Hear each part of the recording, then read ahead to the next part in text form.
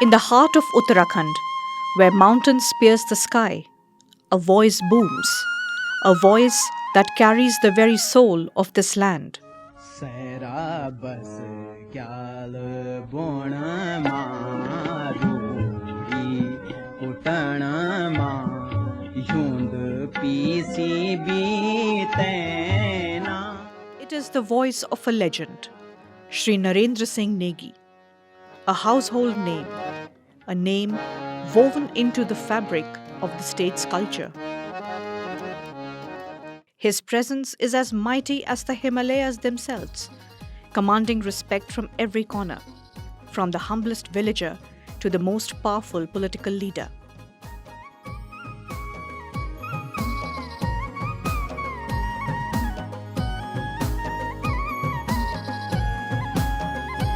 Negiji is not merely a singer.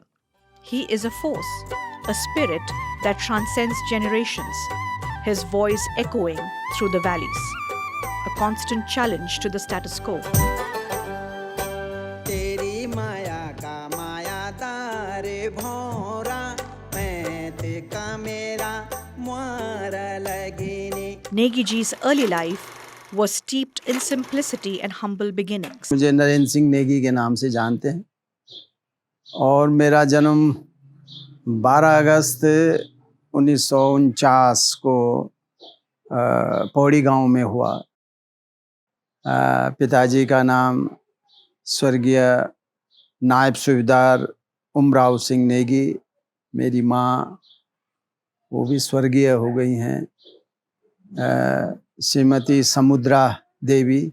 तो एक फौजी परिवार में मेरा जन्म हुआ और मेरी 7 बहनें और एक छोटा भाई है. बचपन हमारा ऐसे ही गुजरा जैसे पहाड़ के सभी बच्चों का बचपन गुजरता है पहाड़ों में रह के, वैसे ही हमारा भी. His education in Pauri marked the start of a significant transformation during his college years. जब मैं इंटरमीडिएट में था पौड़ी में मैसमोर इंटर कॉलेज में, तो वहाँ पर एक घटना हुई कि 1968 में, शायद अगर मैं सही कह रहा हूँ, 68 में एक आंदोलन चला राष्ट्रभाषा हिंदी के लिए आंदोलन चला. और उस समय वो आंदोलन चलाया जनसंघ ने, जो आज की बीजेपी है, उन्होंने वो आंदोलन चलाया था. और उस आंदोलन में जब वो पौड़ी में वो आंदोलन चला तो उसमें उन्होंने सारे स्कूल कॉलेज बंद कराए और फिर एक जुलूस की शक्ल में हम लोग आगे बढ़े. जुलूस आगे बढ़ा और पूरे शहर में, और हम लोगों के, मैं विद्यार्थी थे, सभी के हाथ में काले रंग के डिब्बे और वो ब्लैक, जितने भी इंग्लिश के बोर्ड थे वो सब ब्लैक रंग से पोतते चले गए और नारे लगते रहे कि राष्ट्रभाषा हिंदी होनी चाहिए. जुलूस आगे बढ़ता चला गया और वहाँ पे थोड़ा तोड़ फोड़ भी हुई. तो उसी दौरान फिर पुलिस भी आई. पुलिस ने फिर गिरफ्तार किए कुछ लड़के, उनमें मैं भी था, और हम लोग उस आंदोलन में गिरफ्तार भी हुए. गिरफ्तारी होने के बाद फिर हम लोगों को पौड़ी में बहुत छोटी जेल थी, तो उसके बाद बिजनौर सेंट्रल जेल भेजा गया और सेंट्रल जेल बिजनौर में हम लोग रहे और 65 दिन तक हम लोग उस जेल में रहे, सेंट्रल जेल बिजनौर में. Under the guidance of his uncle, a music teacher, Negiji learned the basics of music, particularly the tabla. Tabla का ऐसा हुआ कि जब मैं रामपुर में था ग्रेजुएशन के दौरान, तो भाई ने कहा कि तू जो है पढ़ाई के साथ साथ थोड़ा म्यूज़िक में भी ध्यान दे. और वो क्योंकि वोकल सिखाते थे बच्चों को, तो फिर मैंने तबले पे, उन्होंने मुझे तबला पकड़ाया और कहा कि तबला बजाना सीख. और मैंने तबले में रियाज शुरू किया. उन्होंने कुछ मुझे गाइड किया और मैं इस तरह से तबला बजाता चला गया. और फिर ये एक लंबी जर्नी रही तबले की. फिर मैंने तबले में भी म्यूज़ किया, फिर प्रभाकर भी किया प्रयाग संगीत समिति से. इस तरह तबले में की लत लग गई मुझे. Negiji's foray into the stage began with performances at the Ramlila in Pauri, where he played various characters, honing his skills and gaining confidence. उसे में रामलीला बड़ी फेमस रामलीला है, उसे तो 100 साल से ऊपर हो चुके हैं। तो वहाँ पे रामलीला होती थी, तो रामलीला में हम लोग मैं कभी तबला बजा लिया करता था गाने के साथ साथ। लेकिन ये उससे पहले जब बचपन में हम लोग रामलीला में बानरों के पार्ट से लेके राक्षसों के पार्ट से लेके जब छोटे छोटे वो होते हैं, और मंथरा भरत शत्रुघ्न के पार्ट हमने किए। और उसके बाद फिर एक रोल मैंने वो किया। एक हमारे यहाँ मंथरा और कैकई का और सुमंत का एक संवाद चलता है, बहुत अच्छा वो संवाद था। तो उस संवाद को मैं गाना चाहता था, तो मैंने फिर मंथरा का रोल लिया, उनसे कहा कि मैं मंथरा बनूंगा। और इसलिए भी कि मेरी मूछें हुआ करती थी, तो मैं उसमें घूंघट होता है मंथरा का, तो मैंने कहा ये मेरे लिए ठीक रहेगा, और मैंने फिर वो मंथरा का रोल किया। Despite financial challenges, he balanced his studies with his growing passion for music, which eventually led to his employment as a radio clerk in the information department. मैं ग्रेजुएशन मैं कर रहा था, फाइनल में था कि मैंने देखा घर में फादर मेरे रिटायर, बहुत पुराने रिटायर फौजी थे, तो केवल उनकी पेंशन थी, परिवार बड़ा था, आर्थिक स्थिति ठीक नहीं थी परिवार की। तो मुझे लगा कि पढ़ाई से पहले मुझे घर की स्थिति पे, आर्थिक स्थिति पे थोड़ा बहुत पिताजी की मदद करनी चाहिए। और मैंने नौकरी वहाँ पे शुरू कर दी सूचना विभाग में। और सूचना विभाग में एक रेडियो क्लर्क की पोस्ट हुआ करती थी, उसके लिए मैंने इंटरव्यू दिया और मैं सूचना विभाग में नौकरी में लग गया। इस तरह से मेरी नौकरी की शुरुआत हुई। Negi ji's first song was penned in Dehradun while his father was undergoing cataract surgery. The song, written in 1974, depicted the hardships faced by village women in Uttarakhand. This song marked the beginning of his journey as a voice of the voiceless, particularly women, whose struggles he vividly portrayed through his music.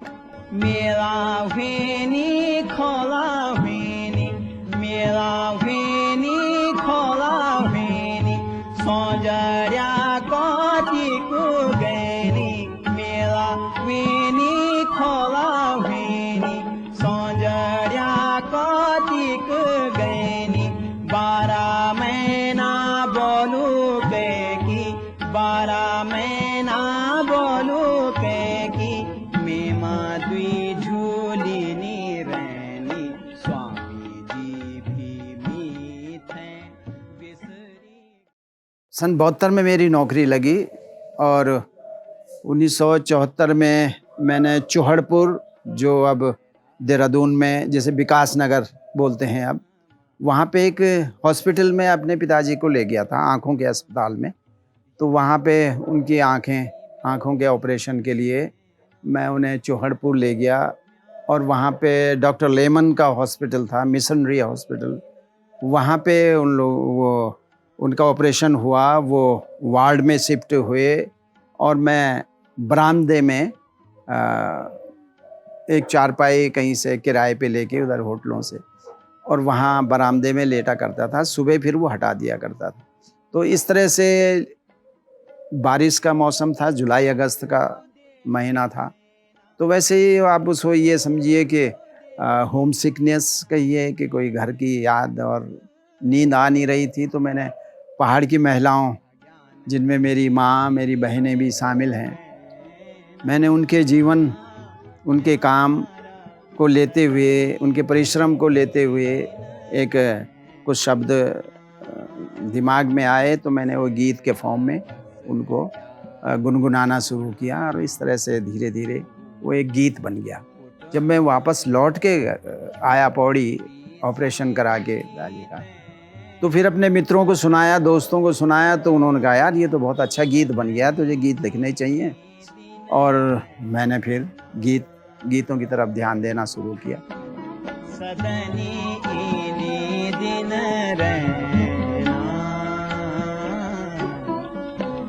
सदनी इनी दिन Negi Ji's songs reflect the rich culture and heritage of Uttarakhand, and his contribution to oral history is invaluable. By collaborating with other singers, he has revived forgotten songs and artists, ensuring that their legacies lived on.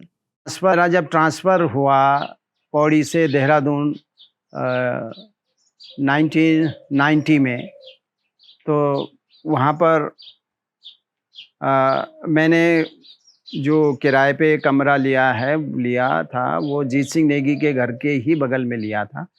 तो एक बार मैं जब Dubai में एक programme में गया तो वहाँ पे मुझे बहुत से उत्तराखंड के लोग मिले और उन्होंने मुझे कहा कि भाई नेगी जी, आपका गाने तो हम कैसेट के माध्यम से सुन लेते हैं, लेकिन हमारे ज़माने में जीत सिंह नेगी जी हुआ करते थे, उनके बहुत अच्छे अच्छे गाने थे, वो उपलब्ध नहीं हैं, वो हमें अब सुनने को नहीं मिलते हैं।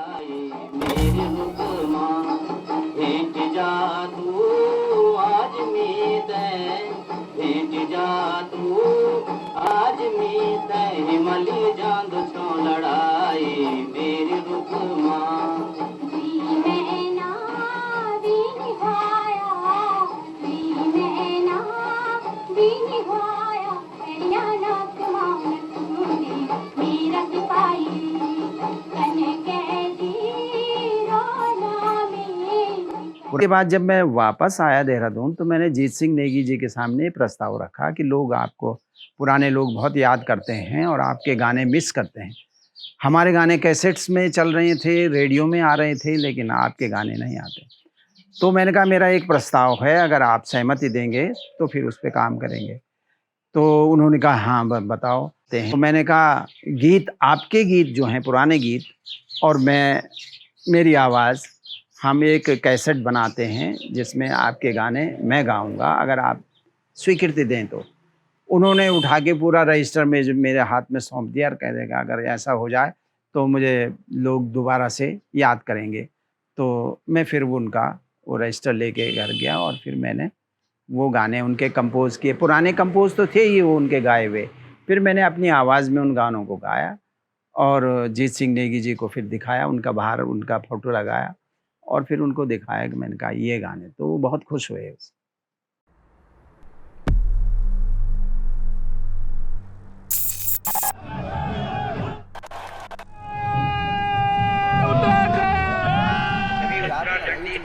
से आग्रह है कि उक्त तिथि को पहुंचकर इस लड़ाई को मजबूत करें।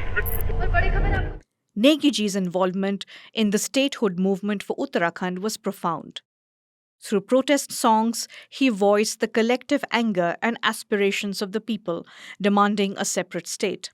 उत्तराखंड आंदोलन बड़े जोरों पे चल रहा था और 94 में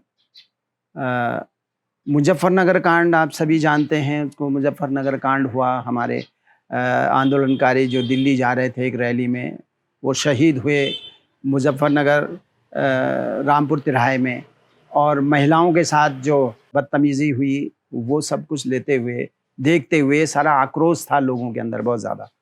तो इस आक्रोश को देखते हुए फिर मैंने कुछ गाने आंदोलन पे लिखे, उत्तराखंड राज्य आंदोलन पे, और उन गानों को मैंने एक कैसेट के माध्यम से लोगों तक पहुंचाने की कोशिश की।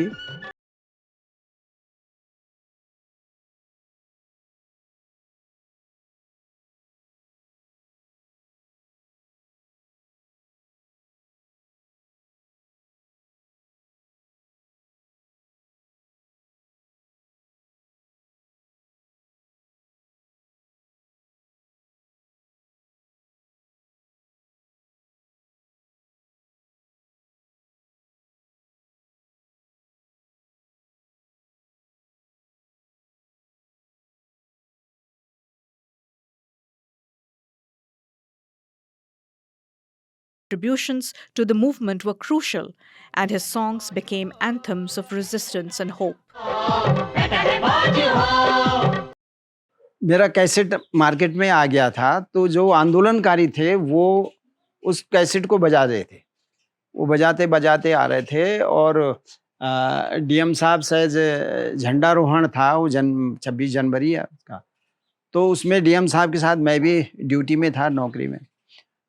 तो वो झंडारोहण करने के बाद आंदोलनकारी जो है सब फील्ड में आ गए और उन्होंने आगे के कार्यक्रम नहीं होने दिए, लेकिन जो है मेरे गाने बजते रहे, उनसे लाउड स्पीकर लगा के वो गाने बजाते रहे।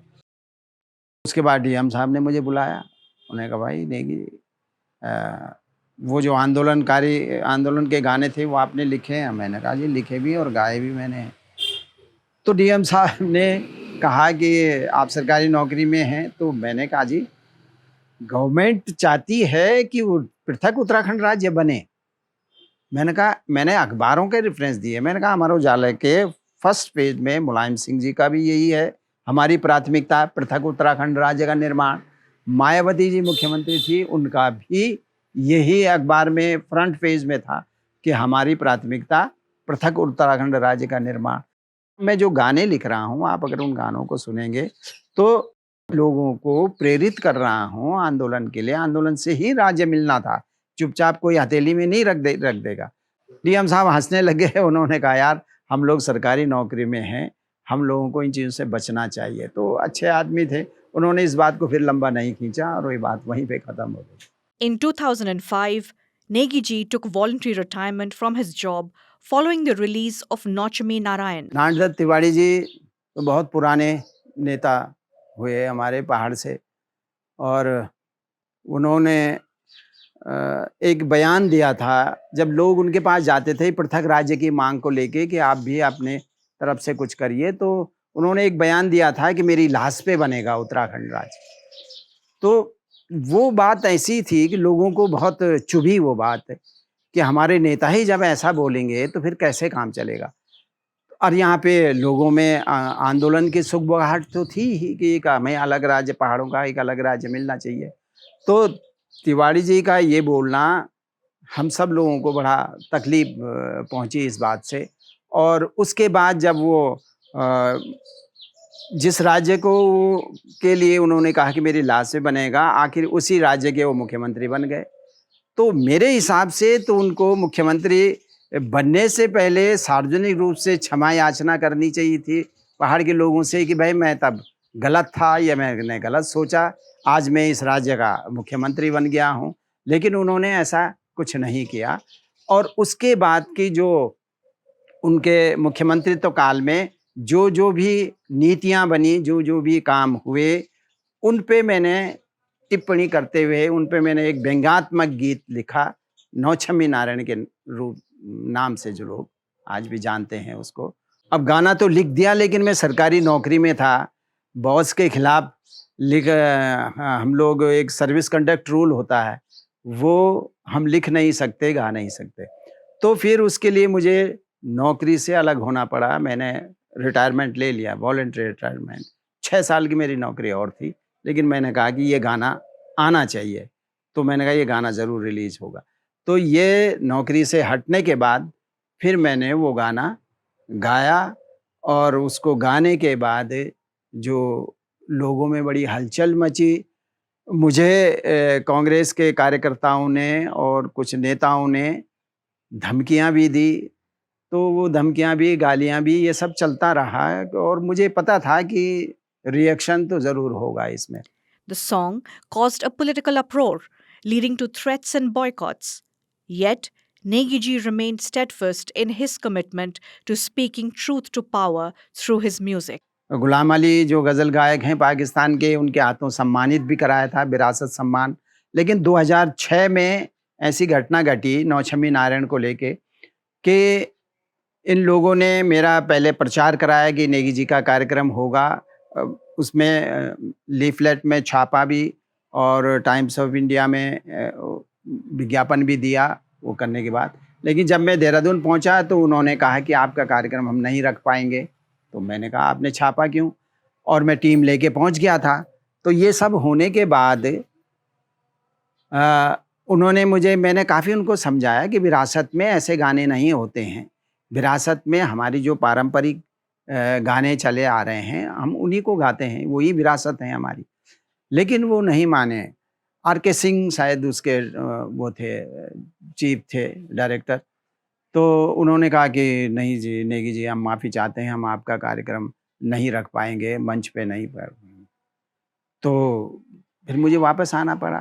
तो मैंने कहा भई कि ये वो आप 4 में सम्मानित कर रहे हैं, 2004 में, और 2006 में अपमानित कर रहे हैं। मैंने कहा ये मुझे बर्दाश्त नहीं है, और मैं वहाँ से निकल आया। और उसके बाद उस कार्यक्रम में काफ़ी हल्ला मचा, फिर अखबार वालों ने भी बहुत कुछ छापा, और मैं आज तक फिर कभी विरासत में नहीं गया। मैंने उनका विरासत सम्मान भी लौटा दिया। Despite his immense contributions, Negi ji remains detached from political affiliations and is unfazed by the lack of formal recognition like the Padma Awards. For him, the love and respect of the people are the highest honors. तालियों के साथ एक बार स्वागत कीजिए गणरत्न Narendra Singh Negi ji.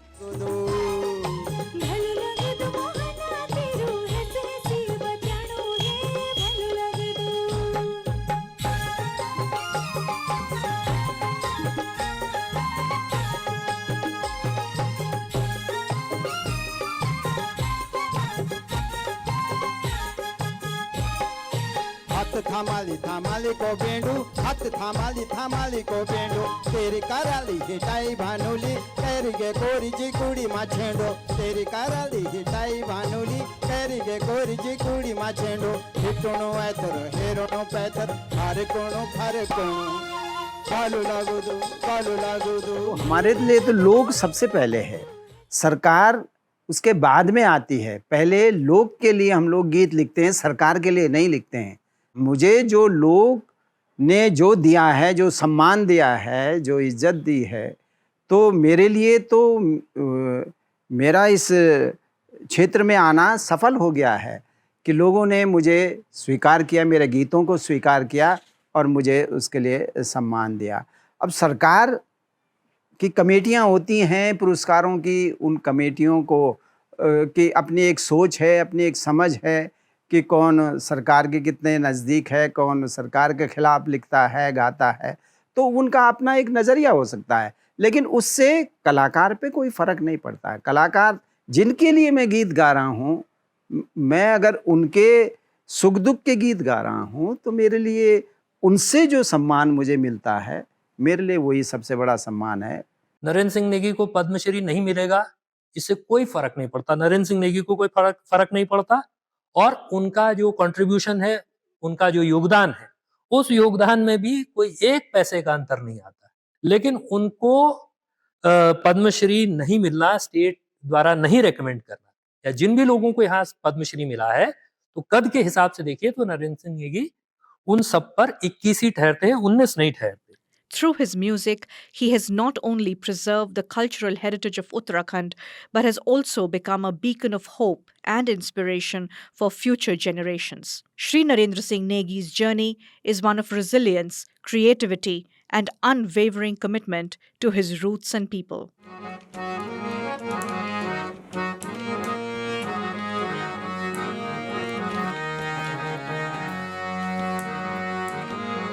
Echoes of Negi ji's voice, a testament to his life's work, continue to resonate through the valleys and hills of Uttarakhand. His rich legacy lives on beyond the melodies, presenting the state and the future generations with the difficult task of nurturing his glorious contributions. भूल जब फिर रात खुलली, धरती माँ नई पौध जमली, पुराना डाला ठंगरा वेकी, नई लगुलियों सारू द्याला, मित निरोलू मेरा भुलों, तुम दगड़िए गीत ला।